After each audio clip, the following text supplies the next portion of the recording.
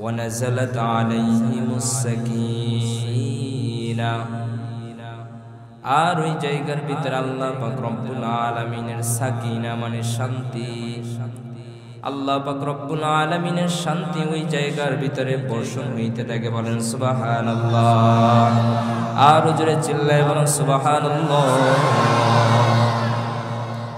ওয়া যাকারাহুমুল্লাহু ফী মান ইনদা।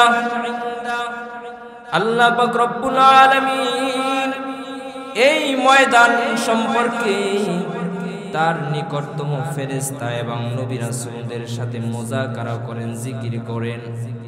কিভাবে জিকির করেন?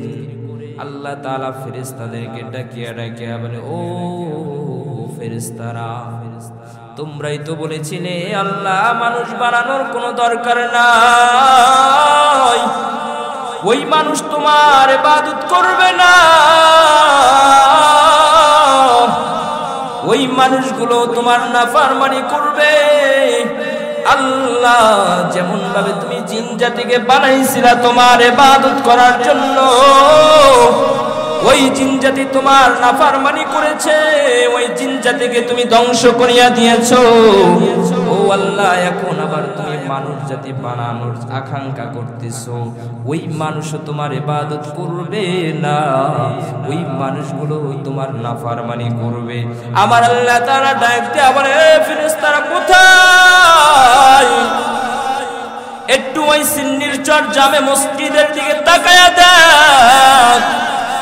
আমার গোলামেরা, আমার পাগলেরা কেমন ভাবে আমি আল্লাহ তাআলার কোরআনের আলোচনা, কেমন ভাবে আমি আল্লাহ তাআলার কোরআনের আলোচনা, আমার রাসূলের হাদিসের আলোচনা কেমন ভাবে জাতক পাখির ন্যায় তাকায়া তাকায় শুনতেছে। ও ফেরেশতারা, তোরা কি জানো ওই বান্দাগুলো কি জন্য ওই ময়দানের ভিতরে হাজির হয়েছে? ফেরেশতারা বলে, আল্লাহ না না, আমরা জানি না, তবে ওই বান্দাগুলো মনে হয় তোমার কাল কিয়ামতের দিন ওই জাহান্নাম,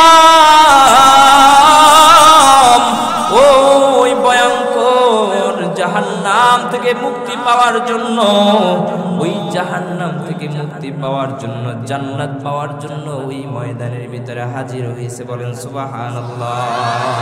আল্লাহ তাআলা বলে, ও ফেরেশতারা তোরা সাক্ষী থাক, আমি আল্লাহ তাআলা ওয়াদা করতেছি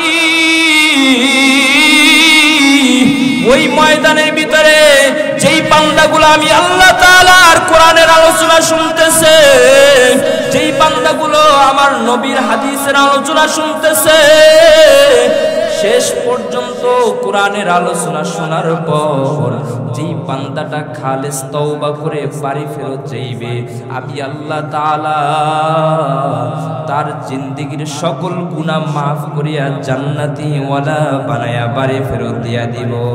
সুবহানাল্লাহ। আর জোরে চিল্লায়া বলো সুবহানাল্লাহ। এরে মুসলমান।